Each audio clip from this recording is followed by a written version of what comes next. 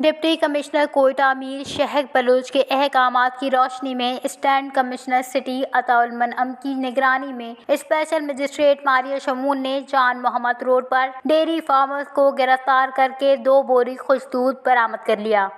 Dairy farm میں ملاوٹ شدہ دودھ تیار کر کے دکانوں کو سپلائی کیا جا رہا تھا، جبکہ مختلف علاقوں میں کارروائیوں کے دوران 6 ڈیری فارمرز گرفتار کر کے جیل بھجوا دیے گئے۔ اس موقع پر اسسٹنٹ کمشنر سٹی عطاء المنعم کا کہنا تھا کہ ڈیری فارمرز کی ہٹ دھرمی اور گرا فروشی کسی صورت قبول نہیں کریں گے، ان کے خلاف کریک ڈاؤن جاری رہے گا۔